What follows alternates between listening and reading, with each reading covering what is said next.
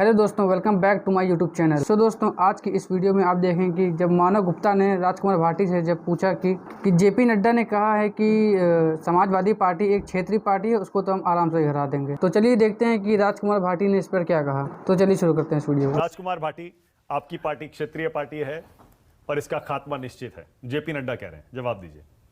नहीं, कौवा के कोसने से अगर गाय मरने लगे तो फिर तो कुछ और ही हो जाएगा। उसको गिद्धों के कोसने से गाय थोड़ी मरती हैं। लेकिन मैं ये कहना चाहूँगा कि जेपी नड्डा का जो बयान है उसमें भारतीय जनता पार्टी की हताशा, अहंकार, अहमन्यता, अधिनायकवाद, घमंड और तानाशाही झलक रही है। भारतीय जनता पार्टी बेहद डरी हुई है और भारतीय जनता पार्टी ये भी सोच रही है कि कांग्रेस को तो हम हरा लेते, कांग्रेस से वो ज़्यादा भयभीत नहीं है। लेकिन ये जो 28 पार्टियाँ, क्षेत्रीय पार्टियाँ जुट गई हैं, इन्हें अलग अलग स्टेट में इनसे पार पाना भारतीय जनता पार्टी को मुश्किल लग रहा है। हर स्टेट में जब वो नज़र दौड़ाते हैं, पश्चिम बंगाल में ममता बनर्जी को कैसे हराएंगे, बिहार में नीतीश और तेजस्वी से कैसे पार पाएंगे, उत्तर प्रदेश में अखिलेश यादव का क्या इलाज ढूंढेंगे। ये क्षेत्रीय पार्टियों से बेहद डरे हुए हैं, पहली बात। दूसरी बात, जो परिवारवाद की परिभाषा अभी हमारी बहन बांसुरी स्वराज दे रही थी, वैसे मैं बांसुरी स्वराज को बधाई दूंगा कि आज उनका पहला दिन है। आप खूब तरक्की करें और खूब सफल हों।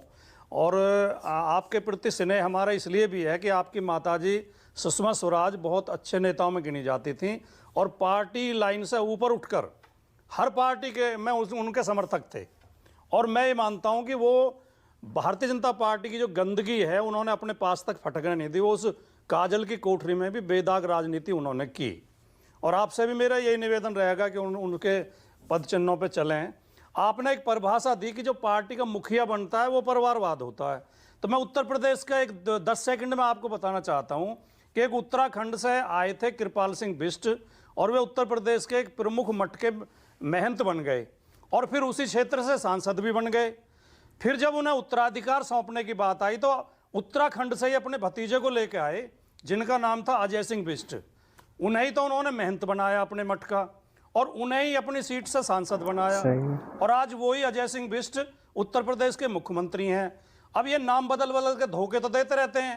कृपाल सिंह बिष्ट तो हो गए थे महंत अवैधनाथ और ये अजय सिंह बिष्ट हो गए योगी आदित्यनाथ। तो क्या इसे परिवारवाद मानेंगे या नहीं मानेंगे? उन्हें और दूसरे स्टेट से लेके आना पड़ा, लेकिन अपने ही भतीजे को गद्दी सौंपी, मठ की भी और राजनीति की भी। अब मैं आता हूं इस विषय पर। जब देश आजाद हुआ तो सबसे प्रमुख सिद्धांत ये था सभी नेताओं का कि हमें सत्ता का विकेंद्रीकरण करना है, सत्ता को नीचे तक पहुंचाना, जड़ तक, ग्रास रूट तक।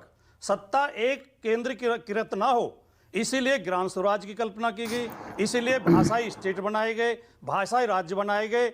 और ये क्षेत्रीय पार्टी उसी भावना का प्रतिनिधित्व करती हैं। जो पार्टी क्षेत्रीय पार्टी को खत्म करने की सोचे या ऐसी कामना करे, वो पार्टी लोकतंत्र नहीं चाहती है। इसका सीधा मतलब ये है क्षेत्रीय परिवारवादी, क्योंकि सारी क्षेत्रीय पार्टियां परिवारवाद का तो मैंने अभी उदाहरण दिया।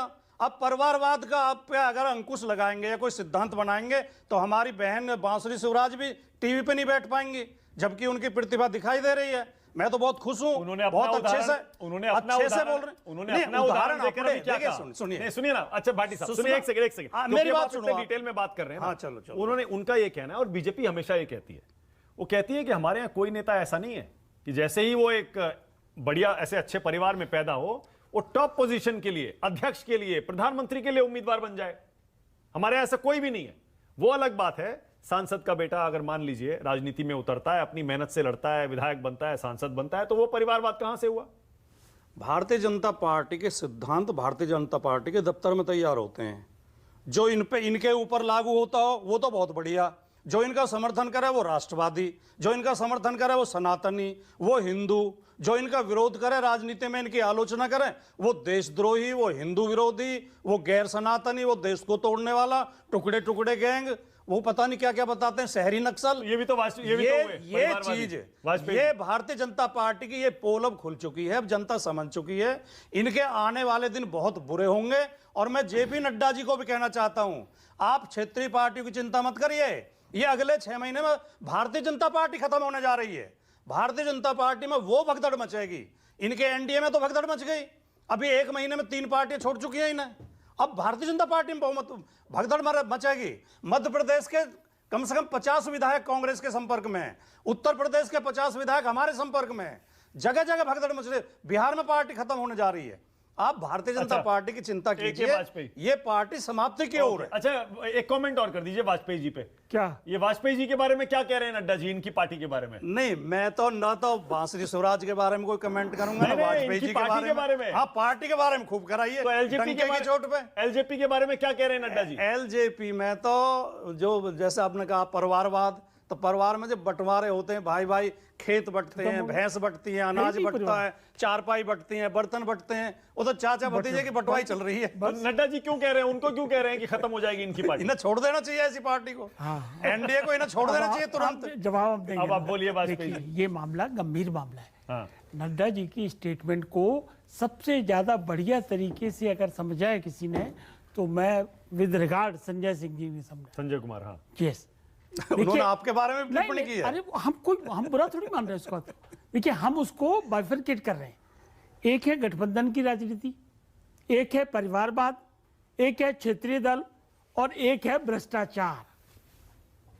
ये जो नड्डा साहब का बयान है, या मोदी जी बार बार जो परिवारवाद की बात करते हैं, वो उस बात को इंगित अभी पूरी तरीके से जोड़ के नहीं कर रहे हैं।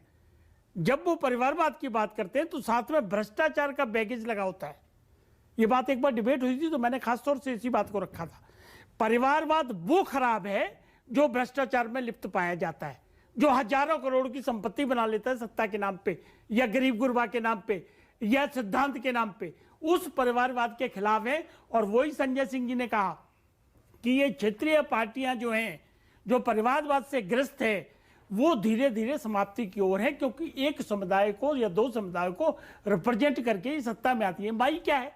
ये बिहार में था ना, माई का समीकरण, एम मुस्लिम और यादव, 1+1 किया। और एलजेपी, अब मैं बताता हूँ उसका जवाब, मैं अपना भी दूंगा, मैं मना थोड़ी कर रहा हूँ। एम वाई का किया और सदियों सदियों लगे रहे। 18 साल राज कर लिया, किसी ने 15 साल राज कर लिया, तो ये उसके खिलाफ है।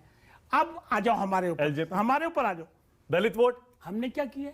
दलित वोट। हमारे पिताजी स्वर्गीय रामविलास पासवान जी अपनी मेहनत से रबड़ की चप्पलें घिस घिस के गांव-गांव में जाके नदी पार करके पढ़ाई करके अगर सांसद बन गए, ठीक है, और सांसद बन के अगर मिनिस्टर बन गए और जनता की सेवा करते रहे, और जिनके कुर्ते पजामे पे एक काला छींटा धब्बा छींटा तक नहीं आया 50 साल की राजनीति में, उनके यहाँ अगर चिराग पासवान पैदा हो गए तो कोई गुनाह हो गया? चिराग पासवान भी अब जाके बिहार में गांव-गांव जाके धूल छाट रहे हैं, तब वो अगर जीत के आते हैं तो ये परिवारवाद। सो दोस्तों, जेपी नड्डा के इस स्टेटमेंट पे आप क्या बोलना चाहेंगे, कमेंट बॉक्स में जरूर बताइएगा। और जो संजय सिंह की गिरफ्तारी हुई उस पर भी बताइएगा आपको क्या राय है। तो दोस्तों, चलिए किसी नई वीडियो में मिलते हैं। अगर नए हो तो चैनल को सब्सक्राइब करिएगा और वीडियो को शेयर जरूर करिएगा।